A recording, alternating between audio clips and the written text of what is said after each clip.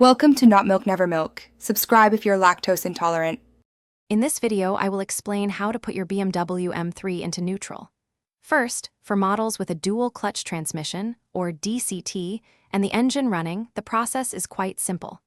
Begin by ensuring your foot is firmly on the brake pedal. Then, gently move the gear selector lever to the left.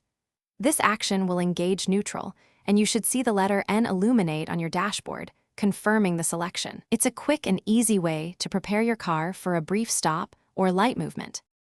For those driving a BMW M3 with a manual transmission, putting it into neutral is very intuitive. Simply depress the clutch pedal all the way to the floor using your left foot.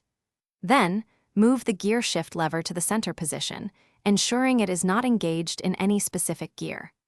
Always remember to engage the parking brake for added safety, especially when parked on an incline or for extended periods. This method provides full control over your vehicle's movement. If your older BMW M3 with a DCT needs to be moved without the engine running, perhaps for towing, there's a manual override.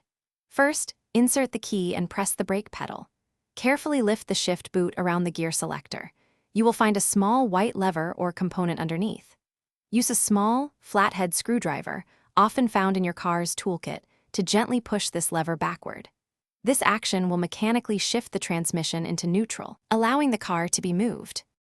For newer BMW M3 models without power, putting the car into neutral can be more involved, often requiring access underneath the vehicle.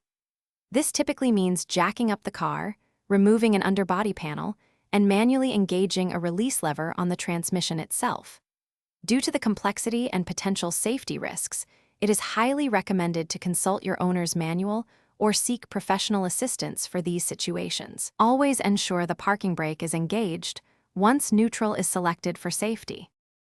Thanks for watching. If this was helpful, leave a like and consider subscribing. See you next time.